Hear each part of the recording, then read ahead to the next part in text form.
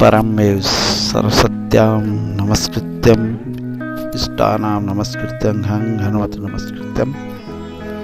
मनुष्य अष्टादश पुराणों की जो समरी उत्पन्न होती है, सारांश स्वरूप उत्पन्न होता है, मनुष्य की संपत्ति उत्पन्न होती है,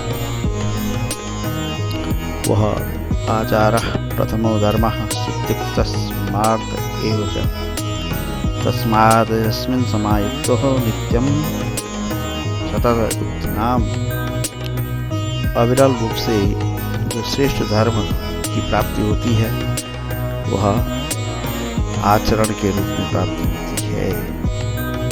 श्रीमद् देवी भागवत तथा श्री अगस्त्य जी संहिता ने पूरी सभ्य समाज, सनातन समाज के लिए विस्तारित व्यवस्थाएं दी।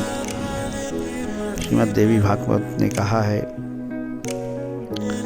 आचा अज्ञानंद जनानां तु मोहितं भ्रान्तिस्ततः तस्मानां तदेव ज्ञानमुद्दिष्टः तेन स साधयति। जो क्योंकि समय समय पर मैल जम जाता है, आचरण में हीनता आ जाती है, प्रमाद आ जाता है, क्या होता है। तो इसको धोने के लिए जो है स्मृति पुराणों का सहारा लिया जाता है। फिर पुराण अष्टादश पुराणेषु व्यासस्य वचनद्वयः परोपकार पुण्याय पापाय परपीडनम्। यह तो भाव आया ही है अन्य कवियों के द्वारा, लेकिन खुद जो वेदव्यास ने देवी भागवत में कहा है कि आचारो द्विविधः प्रोक्तः शास्त्रीयो लौकिकस्तथा ग्राम धर्मः जाति धर्मः देश धर्मः कुलोद्भवः। दो प्रकार के सारे पुराणों के सार के बाद कौन सा धर्म पैदा होता है, कौन सा देव पैदा होता है, तो वह देव होता है सद आचरण के रूप में ही देव पैदा होता है।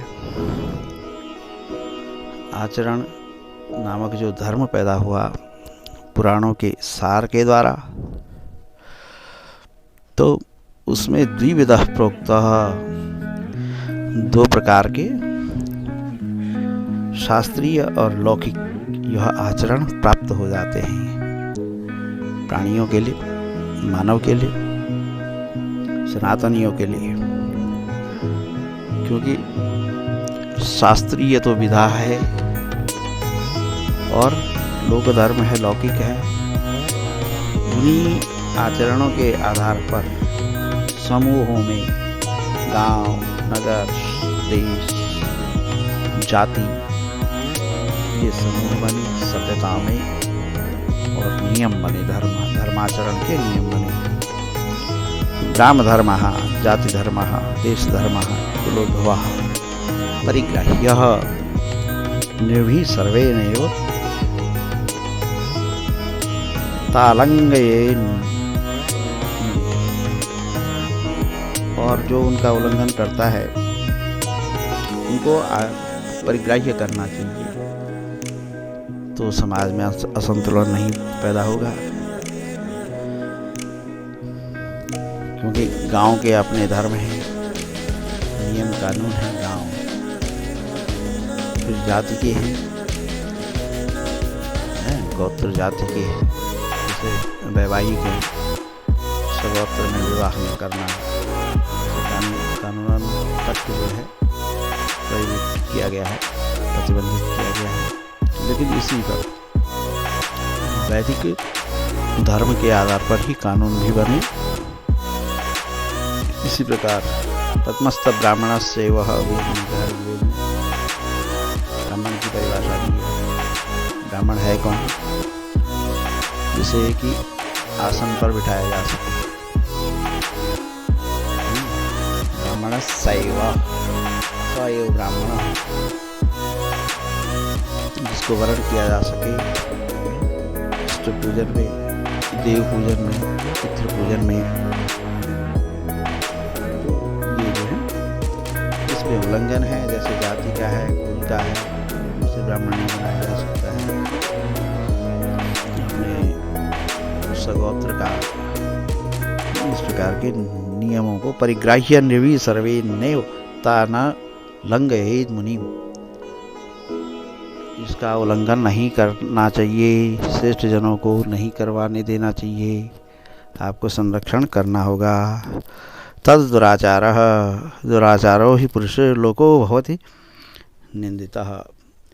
होता क्या है, जो इन चीज़ों का उल्लंघन करता है, सगोत्र में, स्ववंश में, जो जाति से पृथक होकर के शादी ब्याह वगैरह वगैरह ये सब करने लगते हैं, तो जायते वर्णशंकरः, दुराचार कहलाता है। दुराचारो ही पुरुषे लोको भवति निंदितः, दुःखभागी च सततम व्याधिनां व्याप्त एव च, विभिन्न प्रकार के दुखों से संतप्त हो जाता है।